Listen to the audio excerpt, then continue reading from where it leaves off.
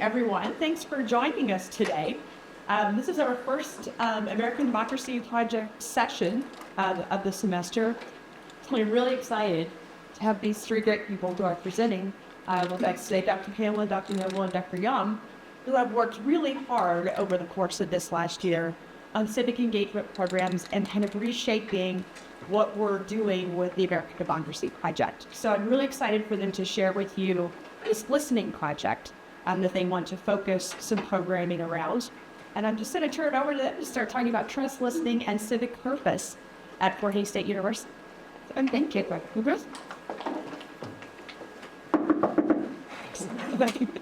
Thank you for coming, and I'm Darrel. We really appreciate all of you coming out over the lunch period. As Dr. Roller has told you, what we've been working on is figuring out, with all the changes that are happening in American political discourse, how can we better aim and direct opportunities for students to learn what they need and have the opportunities that they need to become the kind of citizens that our society and the world needs. So I'm Darrel Hamlin. My background is in political theory, specifically democratic theory, which is really all about the culture and practice of democracy, not simply the institutions, but something more like what de Tocqueville called the habits of the heart, a cultural commitment, societal commitment to democratic life, not simply voting in institutions. Fort Hays has a long history with the American Democracy Project. Indeed, with ASCU, the American Association of State Colleges and Universities, Fort Hays State was very much part of the architecture of developing this initiative. Initially, it worked through political science. We played various national leadership roles and won national ADP awards. Larry Gould won the ASCU's National Provost Award. Shayla Mills won the ASCU's Award for Leadership on campus. We've also taken a lead in scholarship for 5 years. I was the managing editor of the e-Journal of Public Affairs, which was essentially an ADP-oriented journal. And we also participated in, collaborative curricular projects. Probably the one many of you are most familiar with. Began as the Seven Revolutions Project. It evolved into the Global Challenges Project. And much of that work is still ongoing through the work, not just of ADP, but of the various scholars who were participating in it at the time. So we've got a lot of deep roots in the work of ADP nationally, as well as on this campus. As many of you know, that the communication studies and law and political science in the past few years have been combined into one department. And I have to say that from my perspective, I'm absolutely delighted, because there are colleagues that I've gotten to work with, people that I haven't been able to work with as closely as we have in the past. But there's also an opportunity for a certain kind of synergy, and it makes a lot of sense, because communication studies, law, political science, we're all kind of teaching the same sort of knowledge and skills that we need. There's that long history of engagement with ADP. So it made a lot of sense that this new department would take a leading role in the next phase of what the American Democracy Project could be on our campus. And that's what really this is all about. So the current structure that we have at ADP is largely kind of what we had before. We have two co-directors. I'm one of them, and Dr. Hsin-Yen is also the co-director. And we work with two senior coordinators, Miriam and Madison. They essentially do a lot of the work that we do. We are sort of in a kind of quasi-mentoring and role to help them and guide them do the work that they're committed to doing. And they are fantastic, they're very responsive, and also incredibly creative. We love working with them.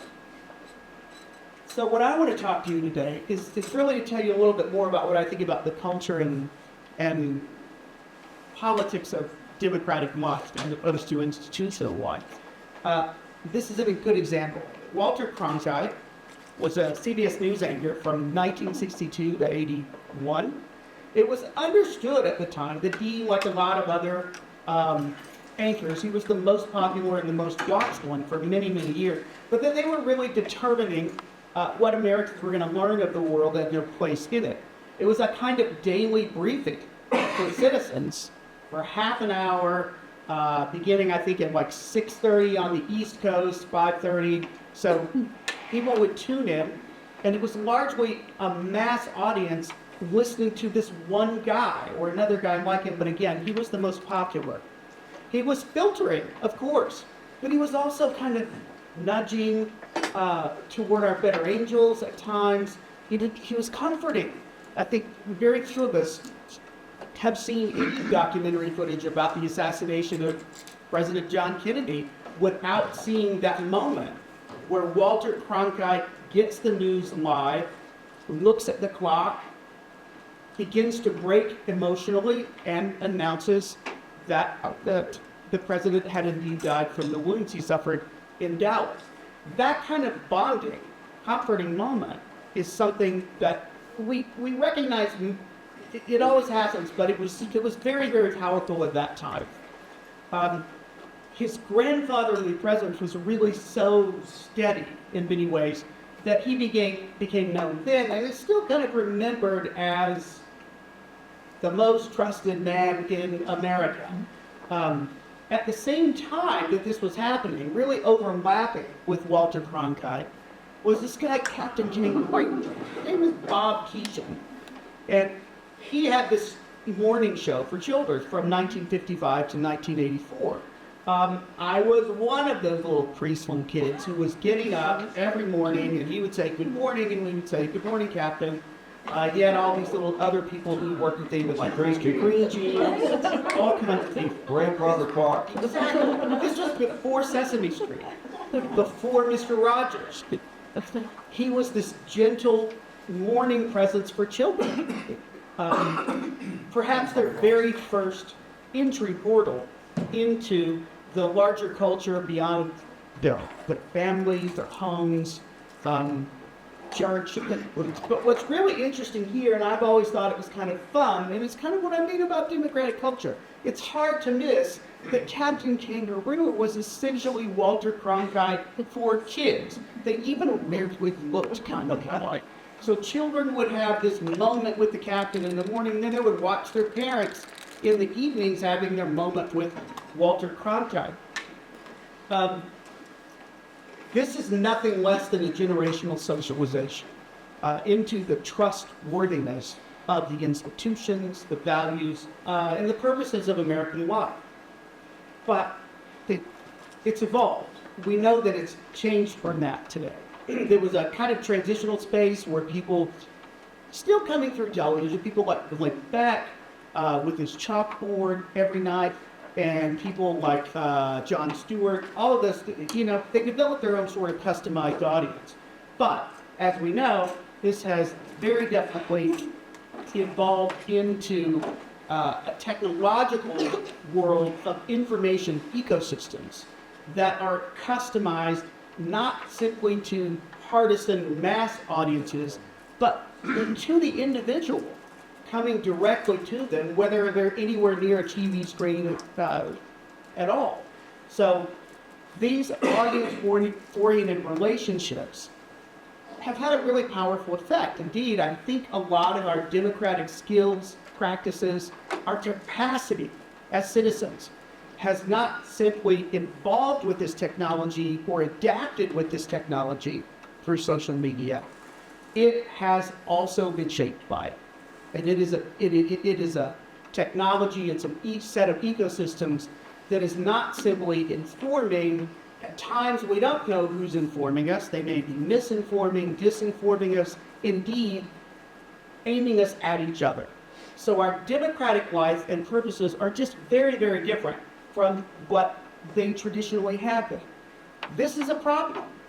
This is a problem because you don't know who to trust. We're even being actively socialized not to trust anybody, certainly not government or its institutions. That's why ADP, one of the first things we're doing is we're introducing a series, an event series that we're calling the Listening Project.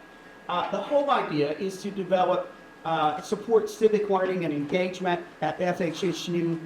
Some of it mainly on the level of the development and practice of civic engagement skills. For example, this year, our theme is civic listening, because listening to each other, hearing each other, that's where trust can begin. It can begin on a face-to-face basis.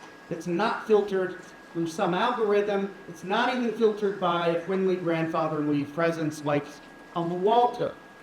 It's face-to-face, and it's value-oriented, the kinds of things that we're hoping to bring into this event series. It is not aimed at advocacy, at partisan convincing or bickering between each other. In fact, that's something that we're going to try to facilitate away from. What we want is a quiet, open, value-oriented exchange between students and other members of the campus community at times, depending upon what the program will be, that enables people to hear each other, what we care about, what our concerns are, what our hopes are, as opposed to, should we be doing this, should we be doing that, who should we be afraid of? We should just be first learning and practicing the skill of being able to hear where other people are coming from. Hopefully, over time, this is not simply while ADP and the various civic engagement programs that Dr. Noble supervises for the university, hopefully this will be invited for the entire campus community. No matter what department or program, if it's academic, if it's student affairs, if you want to develop some sort of small group process or some sort of an event that is oriented around these values of listening and deeper exchange, as opposed to partisan conflictual encountering, then there's going to be a space that's open to propose those, and then those events can be co-sponsored by Dr. Noble with her work and by the American Democracy Project. So that's where we're headed. The first one that we're going to be piloting this year twice are small group exchanges between students, where we're going to bring them together for a couple of hours, and we're going to set up a context. And that context, of course, is the one that they're living in. We've had an election that was deeply conflicted, very close. We're seeing the results of that playing out. We would kind of like to bring some of that heat down, put it somewhere else, and have our students learn how to look each other in the eyes, learn how to listen for what their fellow citizens care about, because this is a profoundly important skill that they will need as citizens, no matter what their professional orientation is, or even whatever their partisan orientation is.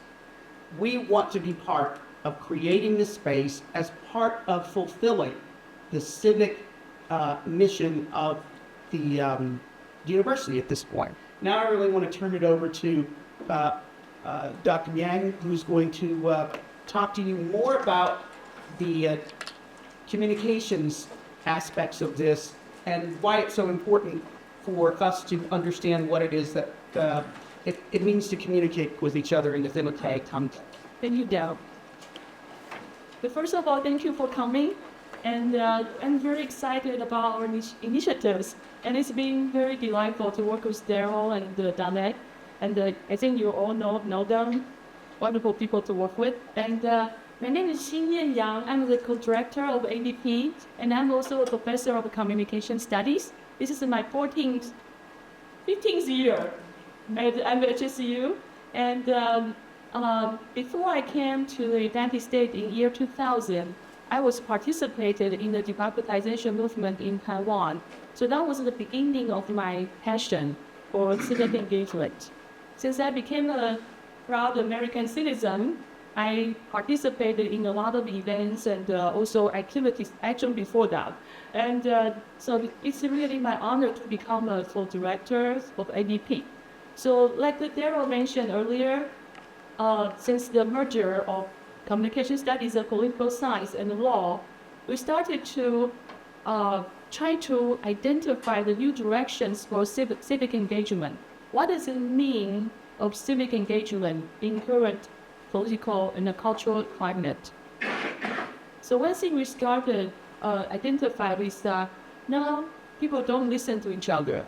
They stay in the echo chamber. They listen to the voices and consent. They say, oh, they're in their comfort zone. They don't want to hear anything else. And we do that sometimes too. And also, that's very dangerous. As the picture can show you, we stay with our own peace. And we don't really cross the gap to interact. So it's the danger to thriving democracy. So we identify that effective communication is the key to a thriving democracy. So the first thing in communication studies, we always teach the students, the first thing in communication is actually listen. Active listening, effective listening. So it's not just hearing. So here I'm going to walk you through what we teach our students in COM 100. The class, all our students, the freshman students, they have to stay. Very quickly. So listening is actually a process. The first one is in hearing. You hear the sound waves, and you start to take notice. And then we try to understand. Without understanding, it's really not listening. Here I want to take a little pause and show you what I had to go through as a child. In Taiwan. So we write in traditional Chinese. So this word, this very complicated word, complex character, means listening. So in Chinese language or Chinese culture, people believe that you cannot listen, just this is the ear, and this is your eyes, okay, and this is your heart. More importantly, one heart. Okay. So in ancient Chinese culture, listening involves not just ears, but also your eye contact, nonverbal, and your heart, full-heartedly. Now let's keep going. So the listening process also involves interpreting, okay, to identify any implications suggested in the series of words and to consider what actions the person is trying to perform. And try to understand and evaluate. Is it because or that? Why? In the critical process. Then you try to remember and respond with it. So now why the listening project? After we review the process, now let's look at the functions of listening. So listening involves the following functions. Listen to comprehend, such as a lecture, and also listen to provide support. I need to talk to you. What happened when you were there? Okay. To show the humanity and the empathy. And also listen to analyze, such as speech, or listen to appreciate, and listen to differentiate, discern. So isn't there silence, or what's the difference between option A and option B? So here, my question for you, Aaron. Can civic learning benefit from these listening functions? Show hands. How many of you think yes? Oh, yeah. Thank you. Thank you. Of course. Okay, so we identify that those listening functions are not really there in our civic society. And also there are barriers for listening. The first one is selective listening. We select. That's not for my piece. I'm not listening. or we pretend that we are listening, but we are not. Okay. Just trying to prove that we are right. Okay. And also, finally, aggressive listening. You only pick the things we want to find to attack with. Please. There's no goodwill. Just want to attack because I'm wrong. We are wrong. No, you are wrong. I am right. We are right. Okay, so it's aggressive. So there are barriers for listening. So in our upcoming events, we are trying to create a space led by our expert, Dr. Hamlin, leads trend in the group dialogue, and also our department chair, Wendy, is also training the area. She's training the student for the dialogue. Yeah. So very, very structured and well-led dialogues. So on February 26th, we will have our first small group discussion, the pilot discussion. We will not invite the news media. So we will provide a safe space for the students to talk about how they feel, what they believe is, and their issues. And also, second discussion will be in March, April.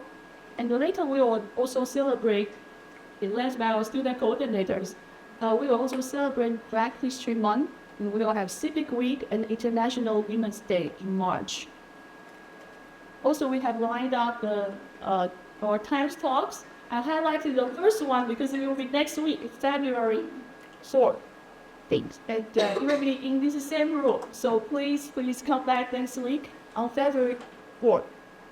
And the speaker will be Dr. Peter Trammell.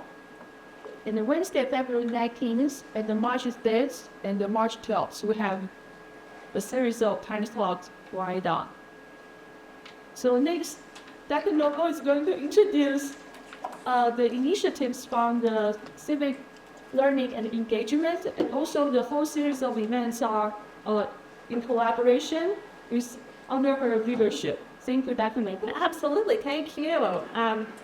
Well, I just want to begin today by thanking all of you for making space to come and join us today. And it has just truly been an honor to be working with Drs. Hamlin and Yang on this project to develop it. And I have been, this is my 6th year at Fort Hays now, so I've been working with ADP since the get-go when I first came to Fort Hays.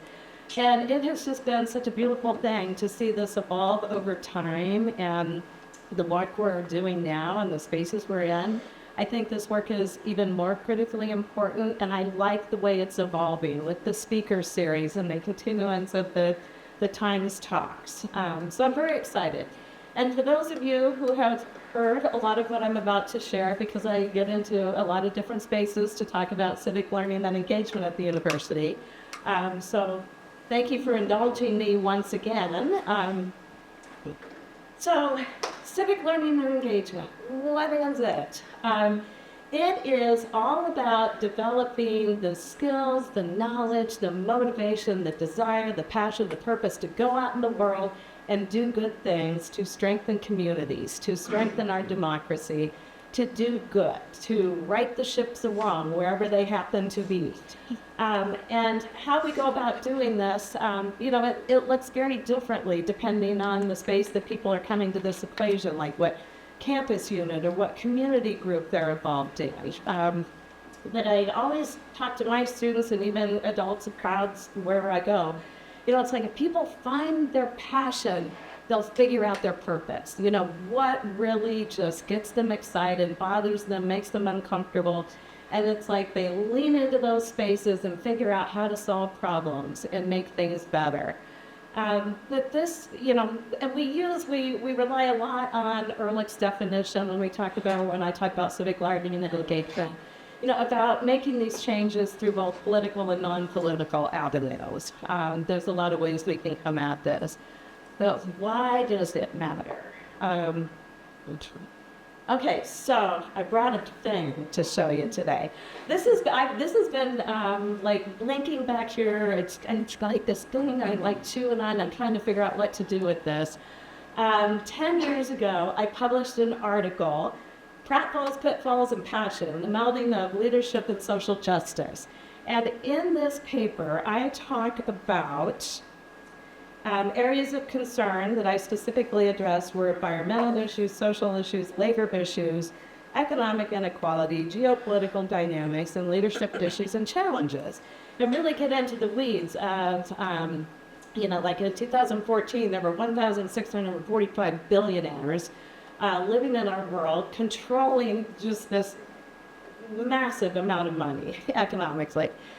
4% of those billionaires, so about 67 of them, were controlling assets equivalent to 3.5 billion people in the lower economic regions in our world. It's just astonishing.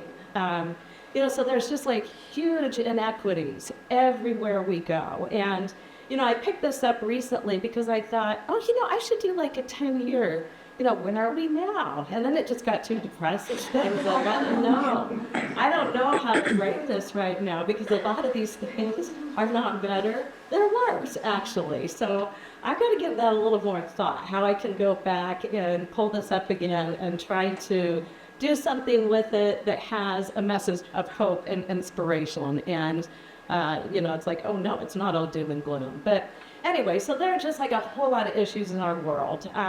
We have inequities, inequalities, we have people hurting, we have diseases, we have, lack of jobs, lack of health care, just so many things. But then on top of that, we have all the phobias and all the isms that are out there, and we have declining civility, and we've kind of, touched on this already today.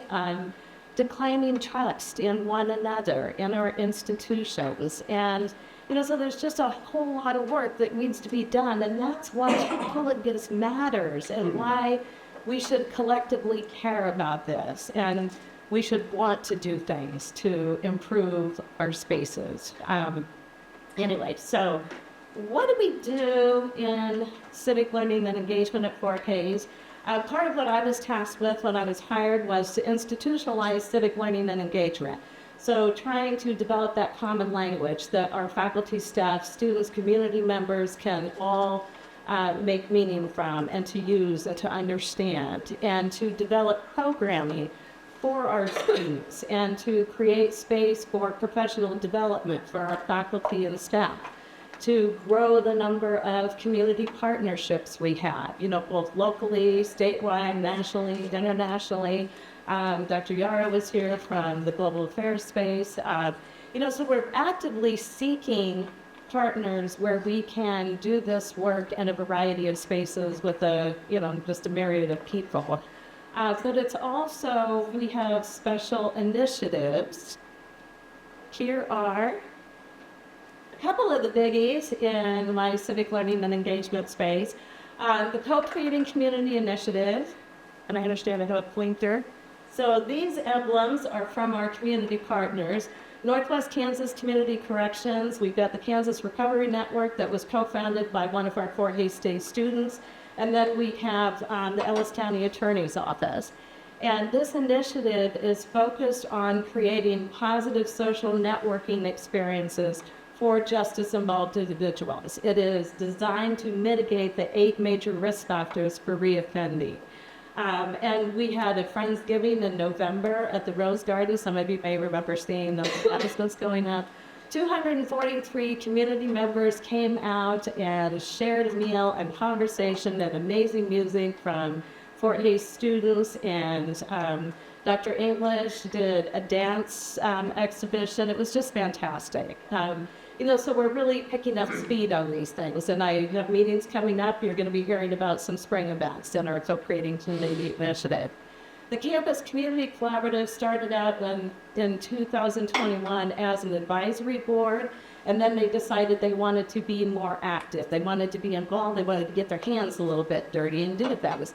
So they reimagined what their purpose is, and now we work with community partners, campus, faculty, staff, groups to grow projects that are already in existence. How can we leverage our social and financial networks, whatever it is, to grow these important projects? So one that we've seen some really exciting growth in is with NorthwestKansasVolunteers.org, which is through the United Way. We're different entities post opportunities for service or volunteering, and then people can sign up to go do those things.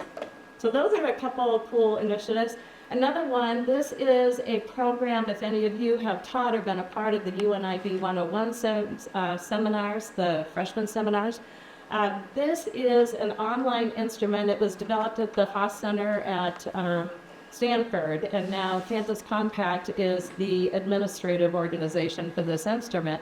But students will take an online survey that gives them information about their areas of interest and areas of experience in terms of these six pathways of public service. And then on the CLE's website, we have opportunities under all of these different pathways, because when students are done taking that survey, then they are redirected to our page and they can say, oh, Night to Shine is coming up. I want to volunteer for that. And I think they're still looking for help, by the way. But anyway, so this is another huge initiative. We have nearly 1,000 students every year that are a part of this. And Fort Hays is part of a working group for several years now that is ensuring that this work continues and that our students are getting really immediate access and information to opportunities for service and to get involved in communities.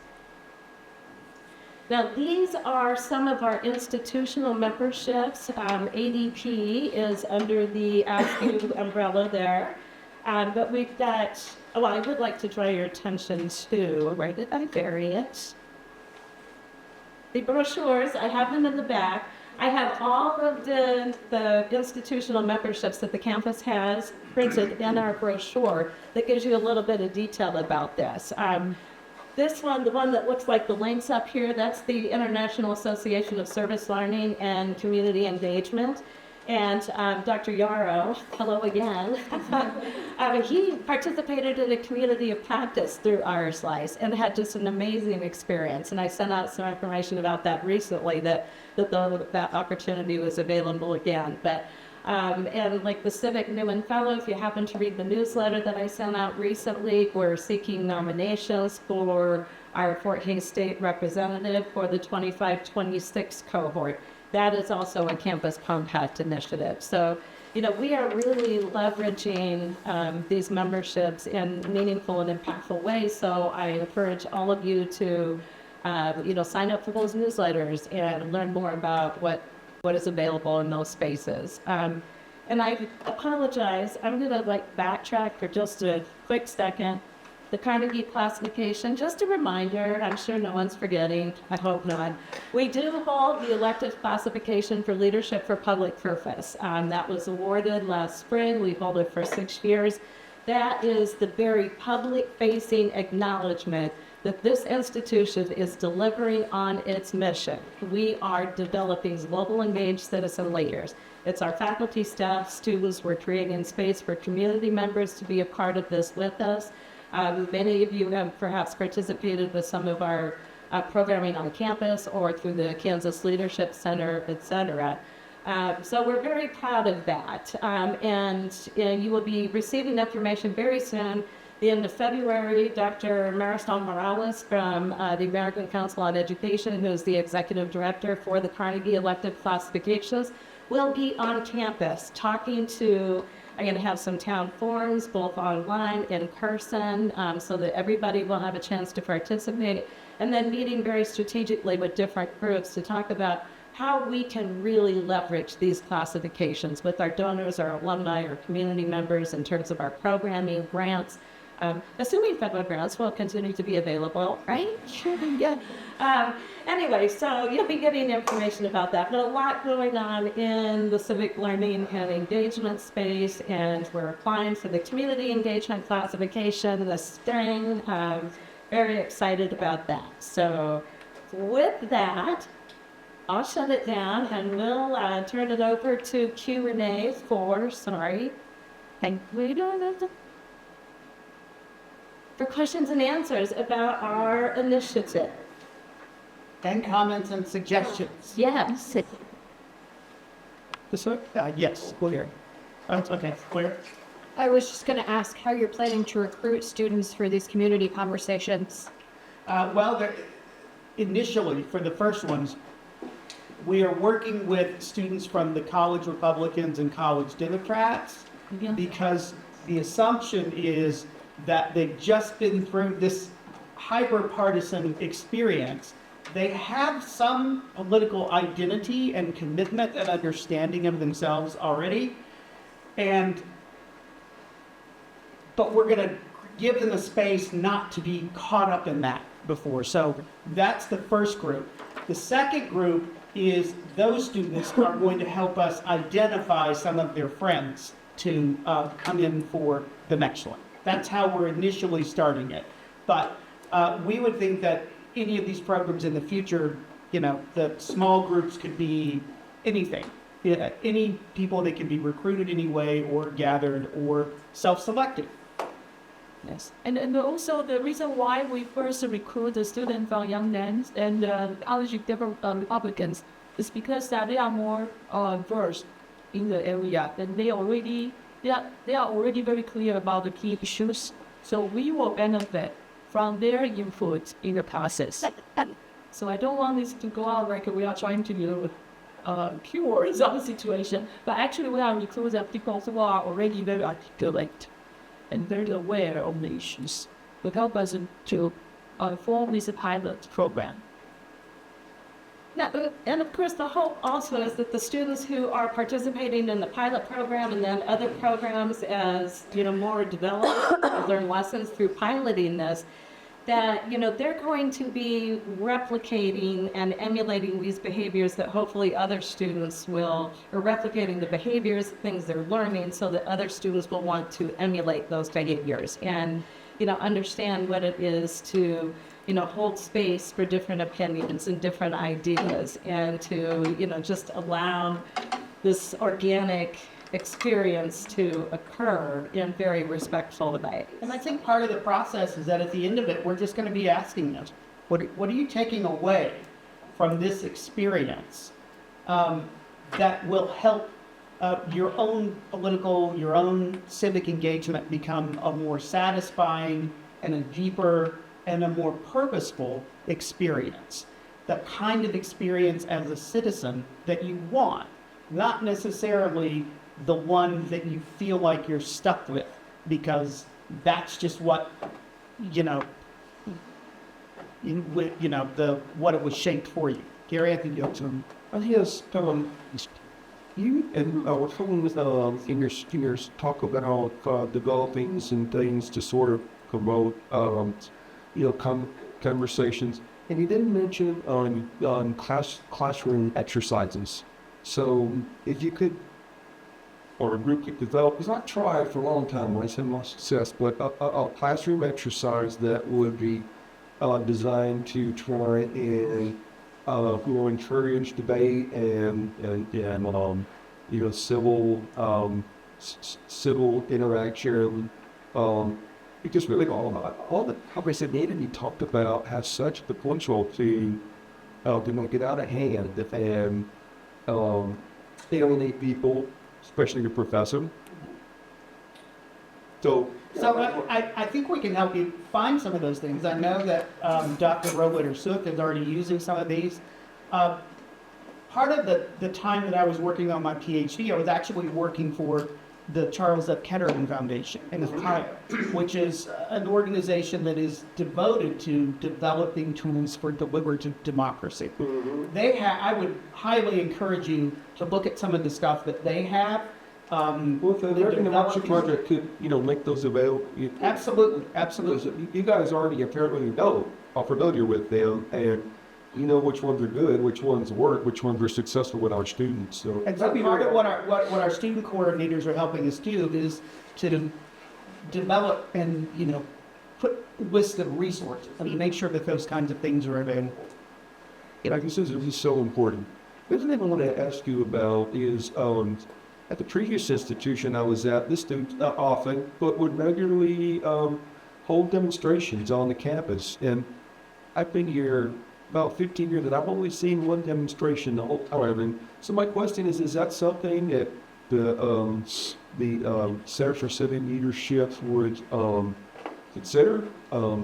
Is the administration okay with that? And is that something that you think would be something that could really spark students interested in activism. I'm gonna let Dr. Know one. She was. Thank you. Thank you. I'm going to go back to like the first thing you were talking about this quickly, because Claire Nickerson helped me with this. I have an assignment in my civic leadership course that students take a survey. And I've actually published an article with a graduate student about this very project. And just strangely, recently, a department chair at the George Washington School of Medicine reached out who read this and it was like, how can we do this with men's students to get them comfortable with divergent views and whatnot. But it's a survey, so students fill out a survey. They don't know why they're filling it out. I force them into binary choices on this survey, and everything is like a contentious hot button issue. Then I assign a short research paper in opposition to their stated position. And then they write, and because the point is, how do we get people comfortable with discomforting content and learn something new? Because we were talking about echo chambers. You know, we get stuck in those places and we don't listen to other views and we don't try to learn and we don't try to explore. And so I've been doing this for several years now, and the students write. And I've never had a student who has changed their opinion, and Claire developed an entire library guide around this particular assignment with like the opposite databases and different things, and how to assess sources for credibility and reliability and whatnot.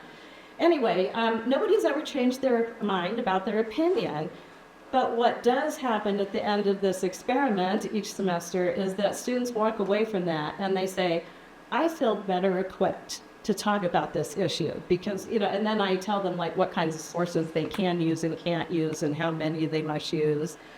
So there are ways for that. To make sure I'm clear, you don't do a survey, let's say I say I'm against abortion, and then you have them do like a paper in which they are Advocating in favor for of it. Correct.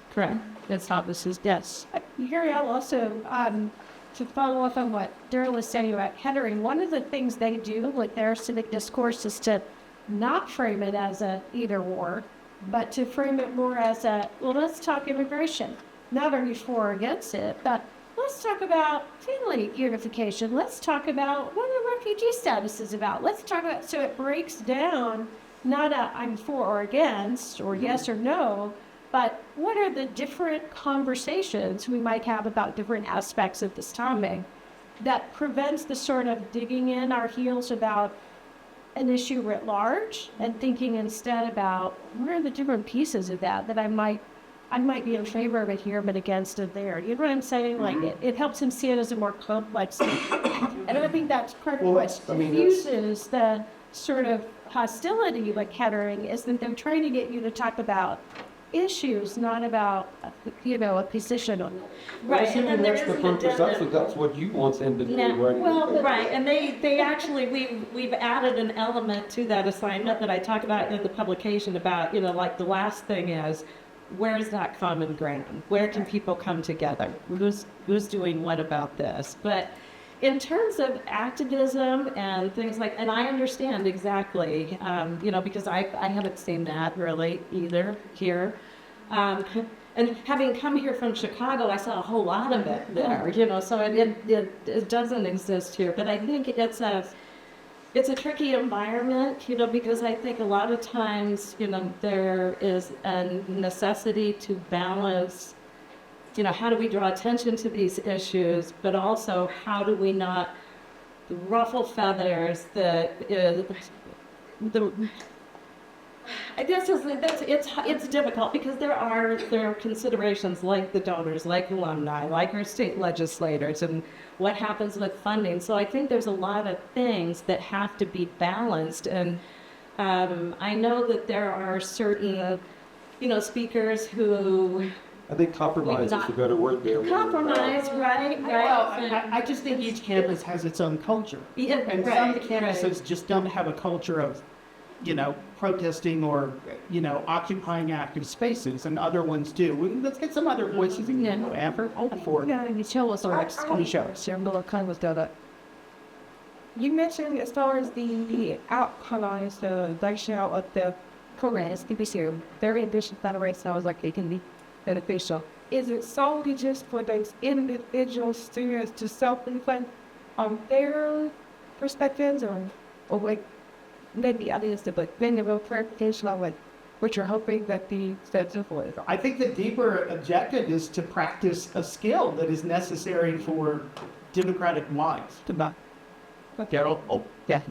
Chris, I hadn't highlighted that because I would say civic listening and liberation dialogue is an important skill. The thing is that the students are going to be holding and cultivating that skill with each other, but then going out into the broader community, and they're going to encounter folks that may not have that skill set.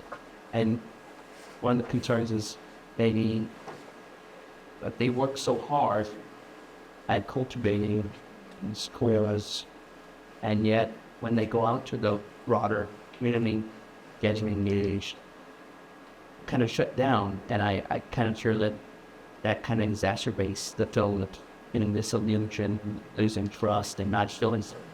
That's why I asked what we asked, because one of the things I want to do is they're outside their individual, sometimes how they're going to be supported, or we can see how that's going to play out in terms of social settings, topic demonstrations, or whatever it is.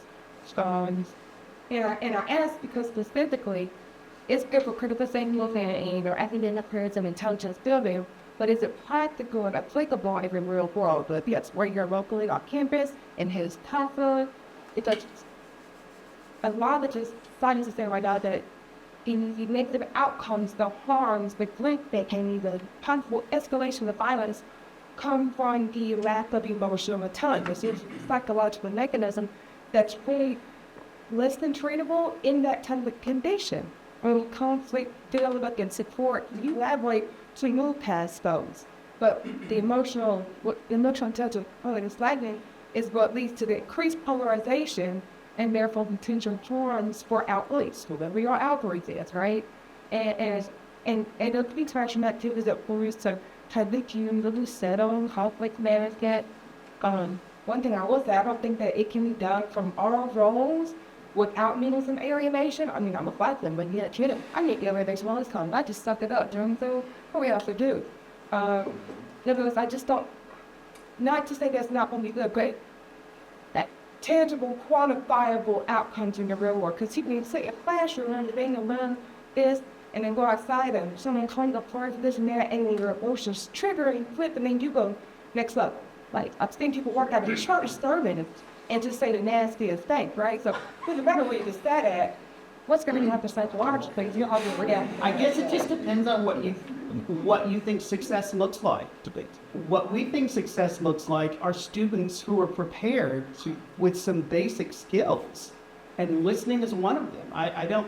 I can't think of a more transferable EQ skill than the idea that you could be quiet, listen, hear what somebody else cares about, absorb it. Hopefully, over time, that will not only be something that gives them a way of understanding and empathizing better, but that it also gives them, helps them to be more purposeful when they do want to engage. And nobody is sound like those PTs or comments take it great. Actually, was going to ask. No, I think that's yeah, a conversation. Also, if I may, Yes. I think one thing I keep mentioning about my experience in democratization is that I think I'm very hopeful. I'm very optimistic because growing up in the post-authoritarian region, it gotta be. Yeah, so at that time, even my own family told me that it will never change. Yeah, what are you doing? So what? But in the big environment will never change. Then I said it will. And we just from the very, very small step. Every step counts. So I'm hopeful in that way that if we train our students, we prepare our students for those little changes, and they can start at home with their family, and when they become leaders in workplace, when they are in a very difficult situation, they say, hey, let's slow down and listen to this person who hasn't spoken yet. Let's listen. Hey, we are co-workers, we are friends to see. Let's listen. I needed that little bit of optimism. I'm gonna tackle somebody. No, I'm just kidding. So I really appreciate the idea, and I firmly believe that discomfort is the best way to learn. So I'm not wholly critiquing it. However, I do wonder if there are enough guardrails in place to protect students from vulnerable positions. In particular, a lot of the things that are being debated right now are identity-based politics, which, quite frankly, we shouldn't entertain conversations about whether certain people have a right to exist in these types of scenarios. So do you have plans for kind of sidestepping those types of conversations so individuals in the room do not leave emotionally harmed from the situation, so that we don't cause damage in the process? Well, I think we don't have plans certainly to control what students think. We're not trying to give them ideas or keep them away from ideas. What we're hoping is that the space where they can practice some of the skills will develop some of the empathy, and that if they are encountering somebody who is different in a quieter space, that there's a better chance that they may be able to see the basic humanity of this other human being sitting across the circle from them. And maybe that listening is just where it starts, because my feeling is if social media is going to create algorithms that aim this stuff into us, and it's literally trying to make us mad at each other, then I think creating space where individuals can also become responsible for developing who they are as an individual. But there's no guarantee that this is gonna have some sort of practical outcome. But I think this is a good place to start at a very fundamental, basic level of information. What do you care about? This is what I care about. Can I just follow up really quickly? So I think I totally understand what you're saying. There is a greater emotional toll on the person whose identity is at stake. And so that you can inflict a great deal of emotional damage, say, for example, on a queer person in the room, if they're going to have to defend who they are against a conversation that they shouldn't exist. And so are there going to be hate speech Well, guardrails? I would say that if you think of that in terms of guardrails, I think it's facilitated. I have a lot of training in this that I've been doing, for 35 years, but hopefully over time we will learn how to keep these conversations in a safer, more hope and progressive, space. And so, Amber, we did mention that it will be an interdisciplinary effort. So we would, in the future, will invite maybe therapists and who have background in clinical psychology in the future. So it was in the conversation, and that was a very, very good point. We have to protect our students and make sure that we're doing no harm. But I would also encourage you that if you feel like something is missing and needs to be developed, that you could propose something and create an event that we would be co-sponsoring. I think you have. Yeah, It's interesting you mentioned the thing about having people the rights and pick the conference. Years ago, many years ago, I was an undergrad here, Short Hayes, and I had a class, Behavioral Methods of Personal Adjustment, Psychology class, and took that as a freshman when I was an upper level, and still knowing that. He was a great class. And one of the things he had us do was give speech on a topic, take position on that, try to persuasive speech, try to convince the audience, and then turn right around and give one for an opposing position, and give your best arguments both. It's an interesting intellectual exercise. On the same issue. Yes, we will. So I argue for nuclear energy, and when I was diametrically opposed to nuclear energy, and I still remember he said, I couldn't tell which one he saw. Good. And he told me I think that those are important and great skill. and it was a much simpler, shorter term thing. So if you're looking at something you can implement, I can't have a class, in my class, I can't have to do a research paper on this, but you can have to do a short. Well, I think part of what we're aiming at is that there would be at least some space where for non-advocacy. Right. When you're not pushing anything or pushing anything else away, you're in a mode of absorbing Right. and exchanging. One thing I would kind of like to open up for just a second, because this is something that we are considering working on, is the COIL program. So, Shayla Mills at the State University of New York system, they developed, I want to tell them a little bit about this, because we're really interested in seeing what we might be able to do with this here. So, does everyone know what COIL is? Does anyone know what so COIL is Collaborative Online International Learning. And so the model that SUNY developed and that lots of other places use it is to create opportunities and spaces for students in different countries to communicate with each other, or collaborate with each other, even though you might not be able to go study abroad. You can have this experience that's been facilitated through classrooms. So, for example, and this was not a New York campus, it was another campus, sharing their COIL project, and they had I think it was like a digital media and journalism class, and they had students in rural Scotland who had partnered with a faculty member who was teaching in downtown Chicago. And so the students were paired with each other, and they were asked to go out and record sounds from their, on the street from where they were. And then they facilitated these online conversations with the students about what their stereotypes were about Scotland, what the Chicago student stereotypes were, what the Scottish students' stereotypes were, and how the sounds on the street it maybe confirmed or failed to confirm those stereotypes that they had, and it gave opportunity for them to communicate with each other without actually traveling to those countries. So that was just one example. Faculty use it in all kinds of disciplines. You can do science research, biology research. You could do language classes. You could do leadership classes, all kinds of projects. It doesn't have to be a whole course. It may be a single assignment that the students on these different campuses do to partner with each other and increase that cross-cultural communication and empathy. So, thanks. Okay. I think we're kind of hitting a time limit, are we? We are in a closure. Okay. Well, we do want to honor the time commitments that you've made. But thank you very much for coming. Please email, get up with us. Thank you very much. Yep.